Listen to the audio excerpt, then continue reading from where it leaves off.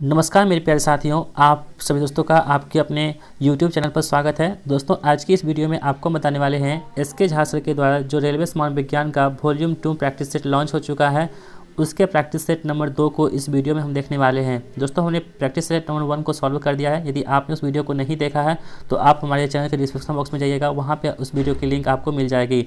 दोस्तों आप इस वीडियो की PDF भी प्राप्त कर सकते हैं फ्री में।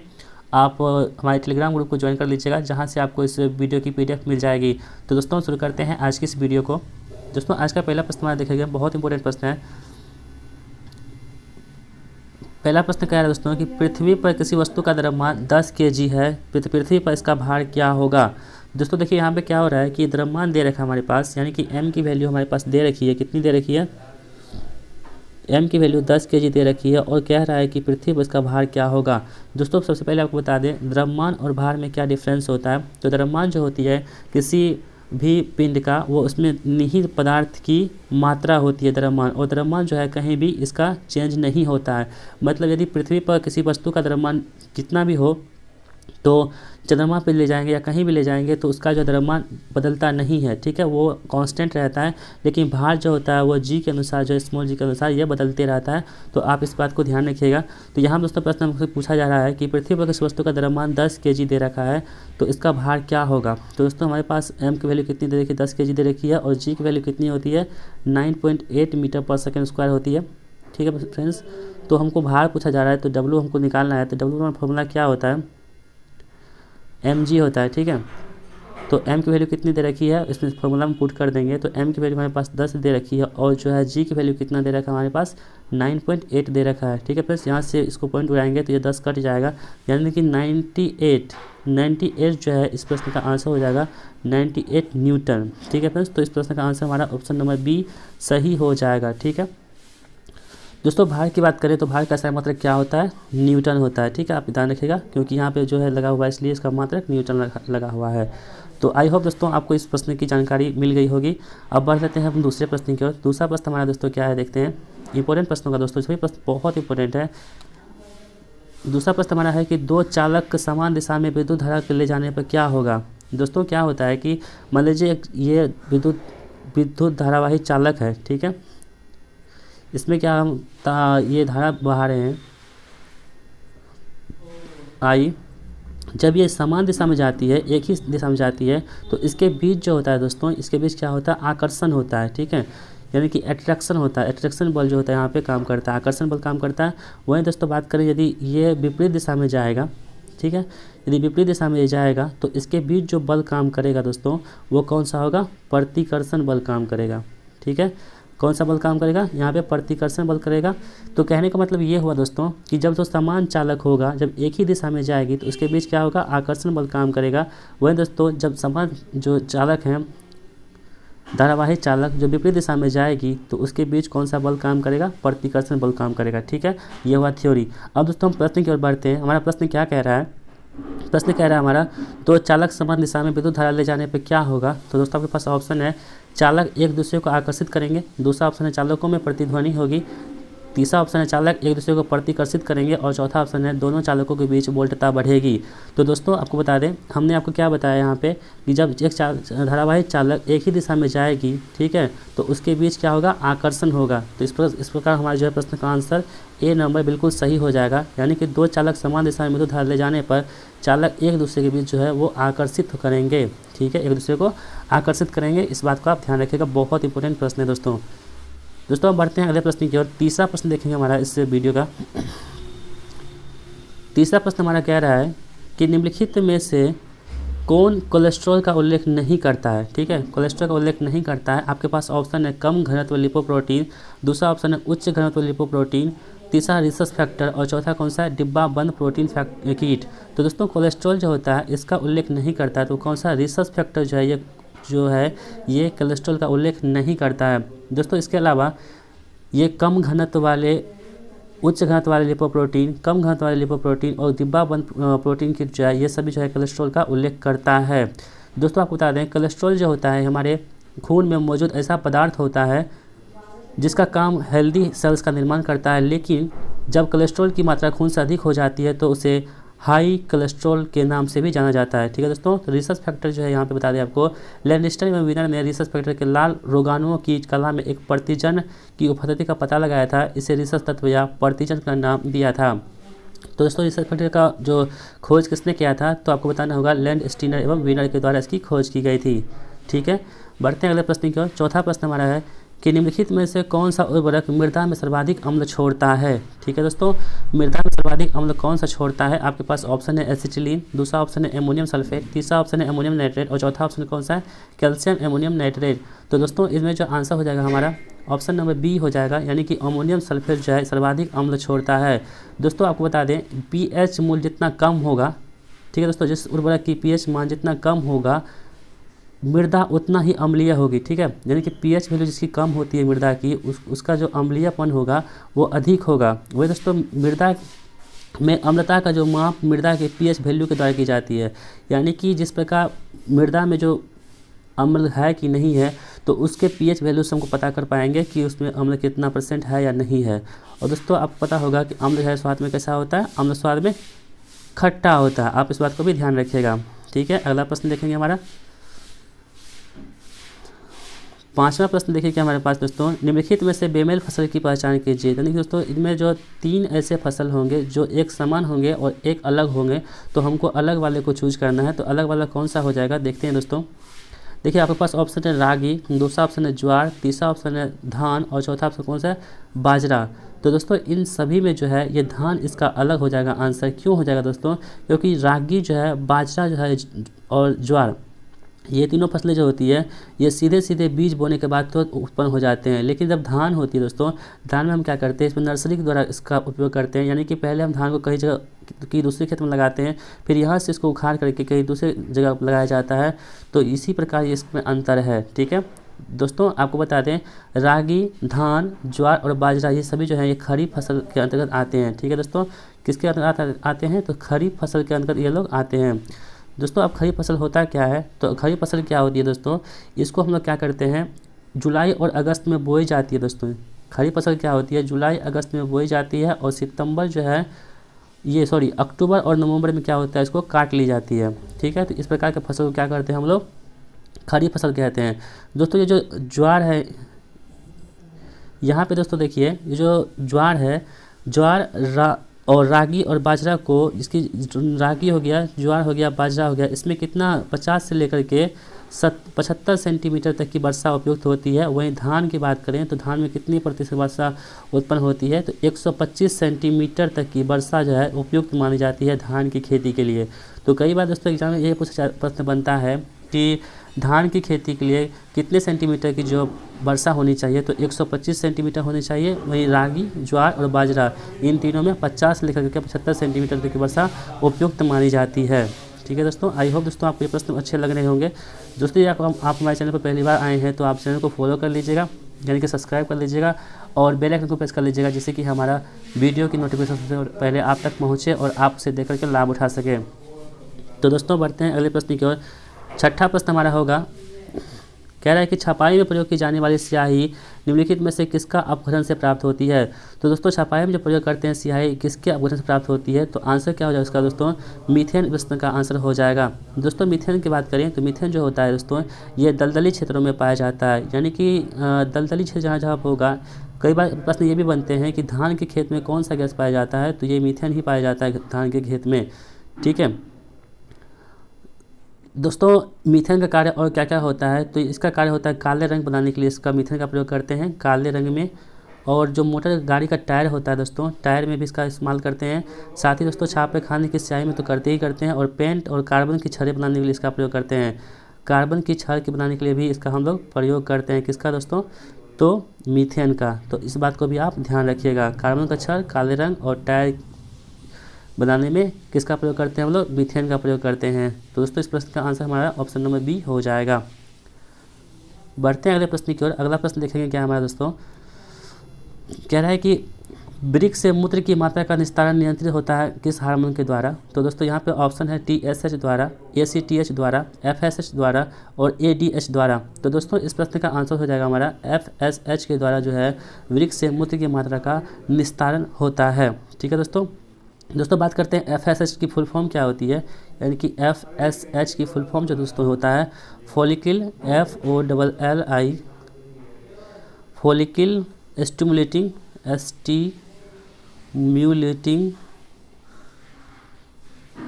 स्टिमुलेटिंग, उसके बाद हार्मोन। ठीक है दोस्तों, हार्मोन होती है। यानी कि FS का फुल फॉर्म जो फुल फॉर्म होती है वो क्या होती है, फॉलिकल स्टिमुलेटिंग हार्मोन। तो दोस्तों इस जो वृक्क के मूत्र की मात्रा का निस्तारण जो करता है, नियंत्रित करता है, वो कौन सा करता है, FSH के द्वारा ही इसका नियंत्रित किया जाता है। दोस्तों अगला प्रश्न देखेंगे, हमारा 8वां प्रश्न है कि निम्नलिखित स्थिति में बॉयल के नियम का पालन अच्छी तरह से कौन करता है। तो दोस्तों बॉयल का नियम जो होता है ये क्या होता है, निम्न ताप एवं निम्न दाब पर जो है, निम्न ताप एवं निम्न दाब पर बॉयल के नियम का पालन अच्छी तरीके से होता है। दोस्तों बॉयल का नियम जो है ये आदर्श गैस का दाब और आयतन के संबंध को बताता है। यानी दोस्तों इसका जो होता है संबंध वो होता है V इन्वर्सली प्रोपोर्शनल टू 1/प्रेशर। यानी कि जब दाब को बढ़ाएंगे तो क्या होगा, आयतन घटेगा, और दाब को घटाएंगे तो आयतन क्या होगा, बढ़ेगा। यही है बॉयल का नियम। तो इस प्रकार जो आंसर हमारा ऑप्शन नंबर डी, इस प्रश्न का आंसर बिल्कुल सही जवाब हो जाएगा। दोस्तों बढ़ते हैं अगले प्रश्न की ओर। 9वां प्रश्न हमारा दोस्तों है कि कह रहा है कि गुरुत्वाकर्षण का सार्वत्रिक नियम डैश पर लागू होता है। तो दोस्तों आपके पास ऑप्शन है सूर्य और ग्रहों, दूसरा ऑप्शन है पृथ्वी और चंद्रमा, तीसरा ऑप्शन है वस्तुओं के किसी भी युग्म के लिए, और चौथा ऑप्शन कौन सा है, पृथ्वी और सूर्य के लिए। तो दोस्तों आपको बता दें गुरुत्वाकर्षण का सार्वभौमिक नियम जो है ये वस्तुओं के किसी भी युग्म के लिए उपयुक्त मानी जाती है। दोस्तों जो गुरुत्वाकर्षण बल जो होता है सदैव आकर्षण प्रकृति का होता है। यानी कि किसी वस्तु को अपनी ओर अट्रैक्ट करने की इसमें गुण पाई जाती है गुरुत्वाकर्षण बल में, और ये एक क्या होता है, और ये इस प्रकार का एक केंद्रीय बल होता है। यह कणों को मिलाने वाली रेखा के अनुदेश से कार्य करता है। ठीक है दोस्तों बढ़ते हैं अगले प्रश्न की ओर। अगला प्रश्न हमारा कौन सा है, 10वां प्रश्न देखेंगे हम। 10वां प्रश्न कह रहा है हमारा कि मानव शरीर में सबसे लंबी हड्डी कहाँ पाई जाती है।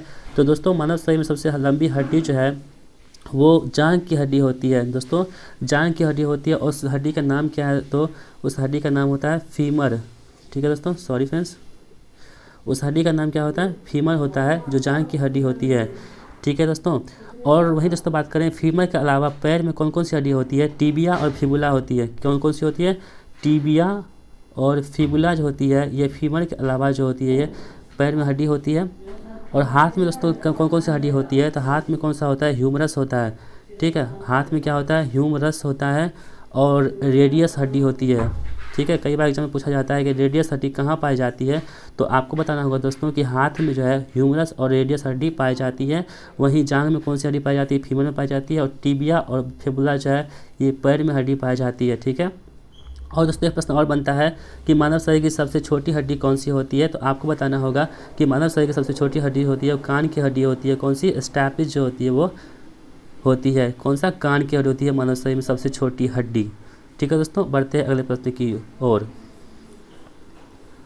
अगला प्रश्न हमारा दोस्तों क्या है देखेंगे, 11वां प्रश्न हमारा इस प्रश्न का मस्तिष्क जिम्मेदार होता है किसके लिए। दोस्तों आपके पास ऑप्शन है सोचने के लिए, दूसरा ऑप्शन है हृदय गति के नियंत्रण के लिए, तीसरा ऑप्शन है शरीर के संतुलन के लिए, और चौथा ऑप्शन कौन सा है, उपयुक्त तीनों के लिए। तो दोस्तों मस्तिष्क जो होता है ये उपयुक्त तीनों के लिए इस्तेमाल के लिए जिम्मेदार होता है। यानी कि सोचने के लिए भी काम करता है मस्तिष्क का काम करते हैं हम लोग, शरीर के संतुलन के लिए भी मस्तिष्क का काम करते हैं, और हृदय गति के नियंत्रण के लिए भी हम लोग मस्तिष्क का उपयोग करते हैं। दोस्तों इसमें क्या होता है, प्रमस्तिष्क होता है, मस्तिष्क का प्रकार होता है, इसमें होता है प्रमस्तिष्क। प्रमस्तिष्क का काम क्या होता है आपको बता दें दोस्तों, प्रमस्तिष्क जो होता है ये मस्तिष्क का सबसे बड़ा भाग होता है। ठीक है, मस्तिष्क का सबसे बड़ा भाग कौन सा होता है, तो प्रमस्तिष्क होता है मस्तिष्क का सबसे बड़ा भाग। ठीक है दोस्तों, इसका काम क्या होता है, ये सोचने समझने के लिए, याद करने के लिए, व्यक्तित्व के निर्धारण का केंद्र है। कौन सा, प्रमस्तिष्क है। ठीक है, ये सबसे बड़ा भाग होता है। दोस्तों प्रश्न बनता है एग्जाम में कि मस्तिष्क का सबसे बड़ा भाग कौन सा होता है, आपको बताना होगा कि मस्तिष्क का सबसे बड़ा भाग जो होता है प्रमस्तिष्क होता है। ठीक है दोस्तों, वहीं दोस्तों बात करें कि हाइपोथैलेमस हृदय की गति नियंत्रण के लिए तथा रक्तदाब को नियंत्रित करने के लिए भी मस्तिष्क का उपयोग करते हैं। ठीक है दोस्तों, और शरीर के संतुलन के लिए अनुमस्तिष्क जिम्मेदार होता है। दोस्तों एक पार्ट और आता है कि अनुमस्तिष्क, ठीक है, अनुमस्तिष्क जो होता है दोस्तों, अनुमस्तिष्क वो क्या करता है, वो अनुमस्तिष्क जो होता है ये क्या होता है, ये शरीर को संतुलन बनाने के लिए इसका इस्तेमाल करते हैं। ठीक है, तो आपसे यदि जब पूछा जाए कि शरीर का संतुलन बनाने के लिए किसका इस्तेमाल करते हैं, तो आपको बताना होगा अनुमस्तिष्क इस्तेमाल करते हैं। वहीं दोस्तों सबसे बड़ा अंग जो होता है हमारा मस्तिष्क का, वो कौन सा, परमस्तिष्क होता है, जो सोचने समझने के लिए उत्तरदायी होता है। ठीक है दोस्तों, आई होप आपको ये बात समझ में आ गई होगी। बढ़ते हैं अगले प्रश्न की ओर। हमारा दोस्तों न्यूमेरिकल पॉइंट है हमारा 12वां प्रश्न में न्यूमेरिकल दे रखा है दोस्तों, बहुत ही ज़्यादा इंपॉर्टेंट न्यूमेरिकल है जो आपको एग्जाम में पूछे जा सकते हैं। तो देखिए दोस्तों क्या कह रहा है कि स्वतंत्र रूप से किसी पेड़ के गिरने पर 2 सेकंड में तय की जाने वाली दूरी क्या होगी।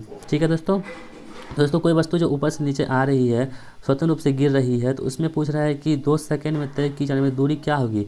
मतलब यहाँ से यहाँ जो ट्रैवल करेगा वो कितना डिस्टेंस ट्रैवल करेगा वो हमको निकालना है। तो देखिए दोस्तों यहाँ पे क्या होगा, प्रारंभिक वेग जो होगी वो कितनी हो जाएगी, यू, यानी कि प्रारंभिक वेग को हम यू से डिनोट करते हैं। ठीक है, और तय की गई दूरी का फॉर्मूला क्या होता है, और यहाँ पे टाइम कितना दे रखा है दोस्तों, 2 सेकंड दे रखा है टाइम हमारे पास। हमको क्या निकालना है, हमको निकालना है कि दूरी निकालना है। ठीक है, तो एच की वैल्यू निकालनी है। तो दोस्तों एच की वैल्यू जो होती है हमारे पास वो होता है U T plus half G T square. ठीक है दोस्तों, मैंने आपको एक वीडियो में बताया था कि जब भी कोई वस्तु ऊपर या नीचे आएगी तो वहाँ पे हम जी लेंगे, और कोई वस्तु जब क्षैतिज दिशा में होगी वहाँ पे त्वरण के रूप में ए लेंगे। ठीक है, तो इस प्रकार यहाँ पर हम जी ले रहे हैं। यहाँ पे फॉर्मूला हम पुट कर देंगे, यू की वैल्यू कितनी होती है 0, और टू की वैल्यू कितनी होती है 2 प्लस 1/2, और जी की वैल्यू कितना लेंगे दोस्तों, हम यहाँ पर 9.8 ले लेंगे, और 9.8 उसके बाद टी का स्क्वायर कितना हो जाएगा, 2 का स्क्वायर 4। दोस्तों आप इसे कट करेंगे तो कितना हो जाएगा हमारे पास, ये तो 0 हो जाएगा और ये 9.8 हो जाएगा। तो इस प्रकार दोस्तों हमारे पास जो है इसका 9.8 और गुने 2 हो जाएगा। ठीक है,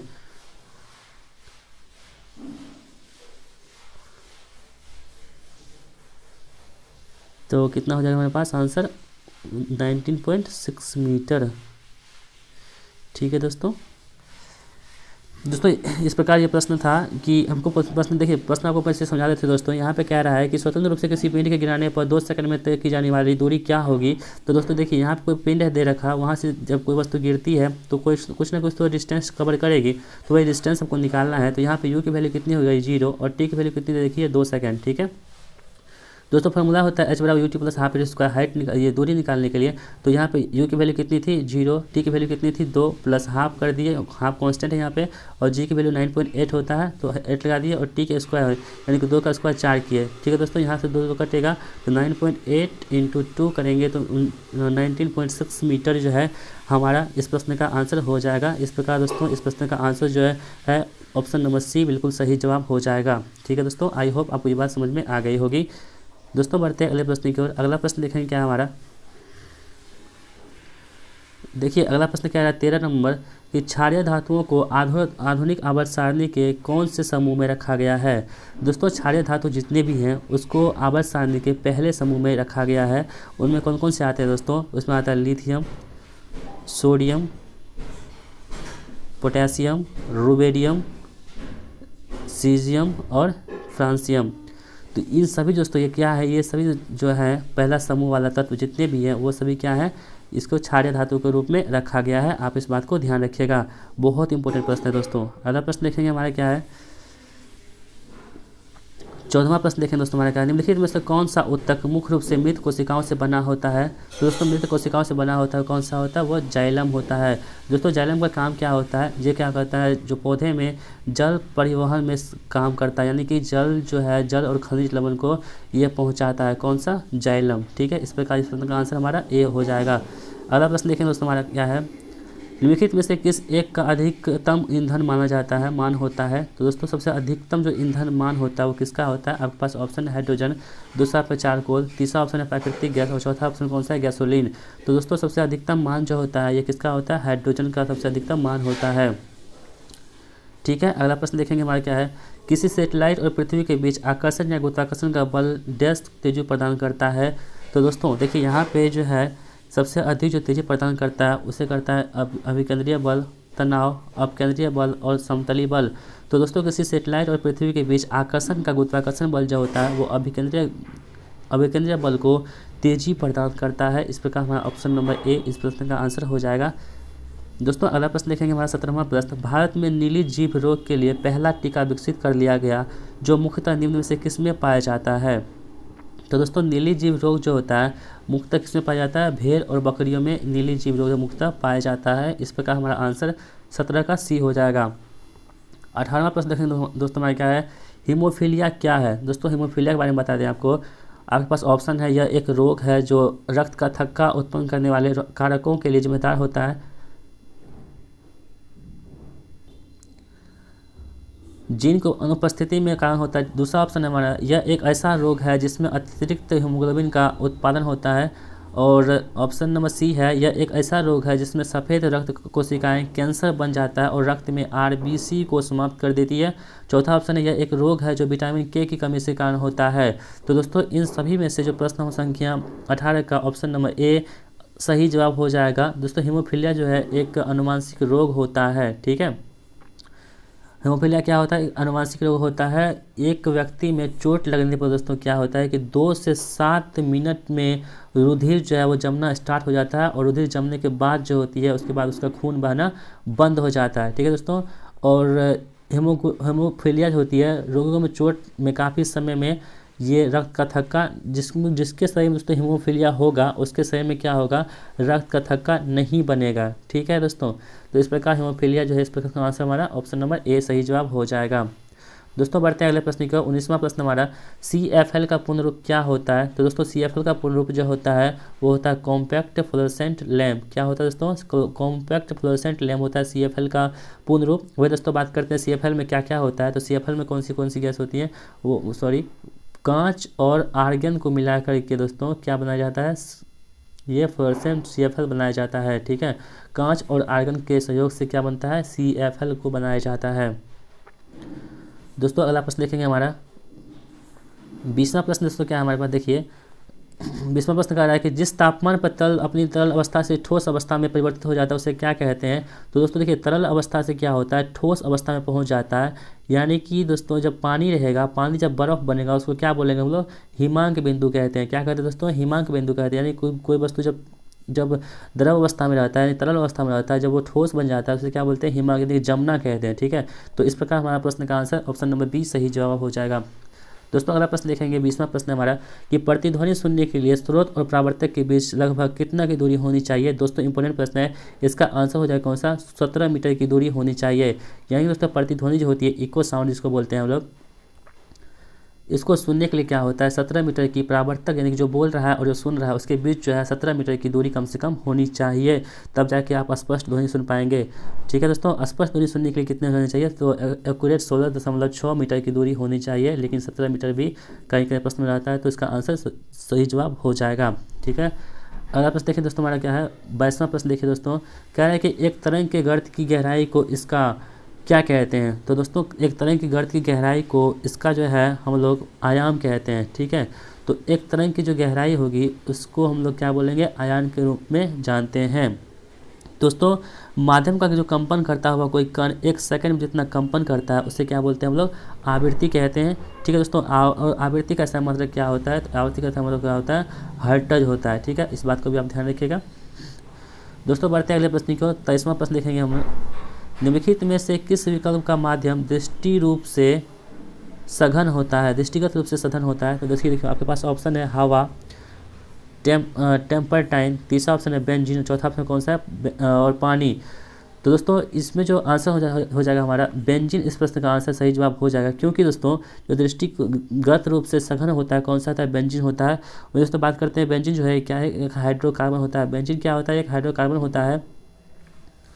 बेंजीन क्या होता है फ्रेंड्स? तो बेंजीन जो है एक हाइड्रोकार्बन होता है। इसका फॉर्मूला क्या होता है? तो बेंजीन का फॉर्मूला होता है C6H6। इस बात को भी याद रखिएगा।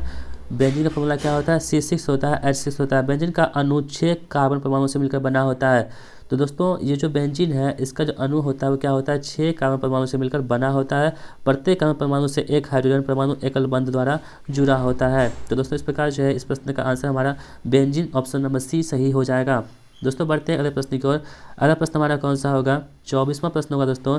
कह रहा है कि डैश यौगिक में एक क्रियात्मक समूह के रूप में OH है। तो दोस्तों आपके पास ऑप्शन है कार्बनिक एसिड, दूसरा ऑप्शन है एथेनोइक एसिड, तीसरा ऑप्शन है एसिटिक अम्ल, चौथा ऑप्शन कौन सा गया? ब्यूटेनॉल। तो दोस्तों इन चौथा ऑप्शन में से जो हमारा आंसर हो जाएगा कौन सा, ब्यूटेनॉल जो है, इस प्रकार हमारा इस प्रश्न का आंसर हो जाएगा। यानी दोस्तों ब्यूटेनॉल में एक क्रियात्मक समूह के रूप में OH पाया जाता है। ठीक है दोस्तों, इसका जो सामान्य सूत्र होता है वो क्या होता है, CnH2n + 1OH इसका सामान्य सूत्र होता है। ठीक है दोस्तों, आज की इस वीडियो का लास्ट प्रश्न देखेंगे हमारा इस प्रैक्टिस सेट का।